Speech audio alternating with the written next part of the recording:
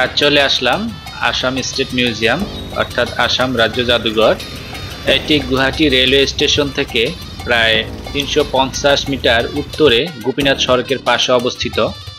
পল্টন বাজার থেকে rail station cross করে পায়ে হেঁটে চলে আসলাম। আমি প্রথমে টিকিট কাউন্টার থেকে টিকিট কাটবো। দেখুন এখানে লেখা রয়েছে আসাম স্টেট মিউজিয়াম। টিকিট কাউন্টারের সামনে কয়েকজন দর্শনার্থী দাঁড়িয়ে রয়েছে। এখানে টিকিট ঘর এবং টিকিট কাউন্টারে টিকিট প্রদানের সময়সূচি অসমীয়া ভাষায় লেখা রয়েছে। দেখুন আমি 165 রুপি দিয়ে একটি টিকিট সংগ্রহ করলাম। এখানে আমি বিদেশি ভিজিটর হিসেবে 100 রুপি পে করেছি আর বাকি 65 রুপি সার্ভিস চার্জ সহ দিয়েছি, যেহেতু আমি জাদুঘরের অভ্যন্তরে ফটোগ্রাফি করব, অর্থাৎ আমি ছবি তোলার পারমিশন হিসেবে বাকি ফি পরিশোধ করেছি। আপনারা দেখতে পাচ্ছেন এখানে রয়েছে মিউজিয়ামের কোথায় কি অবস্থিত তার একটি পরিচিতি বোর্ড। প্রথমে দেখা যাচ্ছে যে অ্যাডমিন ব্লক, প্রশাসনিক ভবন, তারপর রয়েছে মিউজিয়াম এন্ট্রি, সংগ্রহালয় প্রবেশ, কনকলাল বড়ুয়া অডিটোরিয়াম, খেলনা ও বীথিকা অর্থাৎ গ্যালারি, সংলগ্ন ভবন কামরূপ অনুসন্ধান সমিতি। আমি এখন আসাম রাজ্য জাদুঘরে প্রবেশ করব এবং আমি নিজেও দেখব কি আছে জাদুঘরে এবং আপনাদেরকেও দেখানোর চেষ্টা করব।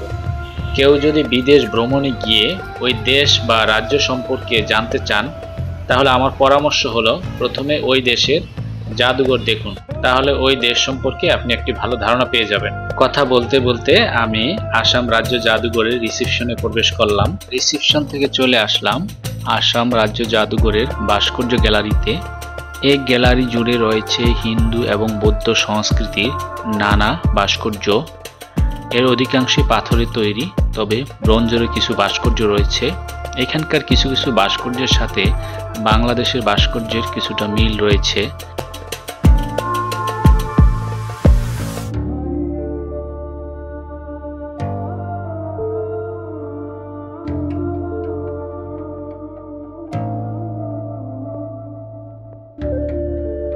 আমি ভাস্কর্য গ্যালারি দেখা শেষ করলাম। আমি এখন উপরের তলায় গিয়ে আসামের গ্রামীণ জীবন ও নৃতাত্ত্বিক প্রত্ন নিদর্শন দেখার চেষ্টা করব। এই গ্যালারি জুড়ে রয়েছে আসামের গ্রামীণ জীবন, জীবিকা, বসতঘর, তৈজসপত্র, পোড়ামাটির পাত্র, প্রাচীনকালে গ্রামে আসামের লোকজন কিভাবে বসবাস করত এবং বিভিন্ন ধরনের বাদ্যযন্ত্র, ঘর, এগুলো এখানে ফুটিয়ে তোলা হয়েছে।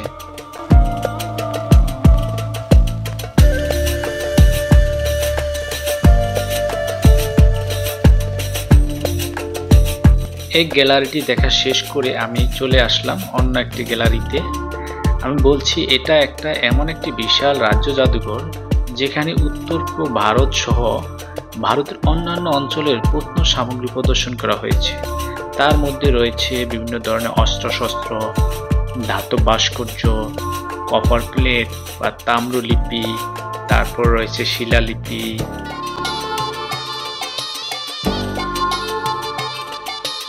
এই জাদুঘরে আসলে দেখতে পাবেন উত্তর পূর্ব ভারতের বিভিন্ন সময় রাজাদের জারিকৃত ধাতব মুদ্রা, তারপরে ধ্যানী বুদ্ধ পাথরের তৈরি, এছাড়া রয়েছে পোড়ামাটির বিভিন্ন ধরনের ফলকচিত্র, তারপরে দেখতে পাবেন নৃতাত্ত্বিক কিছু চিত্র ডেমো যা প্রদর্শন করা হয়েছে। আলো আদারি গ্যালারিতে রয়েছে বিভিন্ন সময়ের এই অঞ্চলের পোশাক পরিচ্ছদ, তারপর রয়েছে কাঠের তৈরি দারুশিল্প।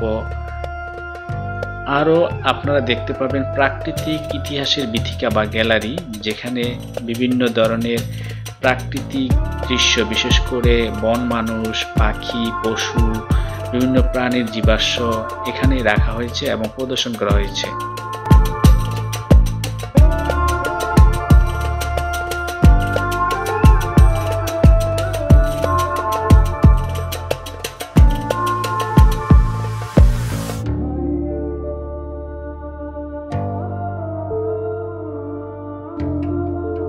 দেখতে দেখতে চলে আসলাম জাদুঘরের বাহিরে। এখন দেখব খেলনা ও বীথিকা।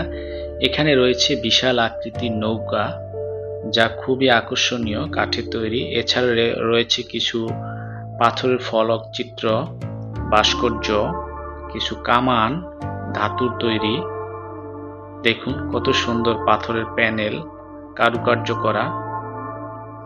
আমার খুব ভালো লেগেছে জাদুঘরটি দেখে। ভারতের আসাম রাজ্য বিথিকালয় থেকে এই পর্যন্তই। আবার দেখা হবে অন্য কোনো স্থানে। সে পর্যন্ত লাইক, কমেন্ট, শেয়ার এবং সাবস্ক্রাইব করে সঙ্গে থাকুন। সকলকে ধন্যবাদ।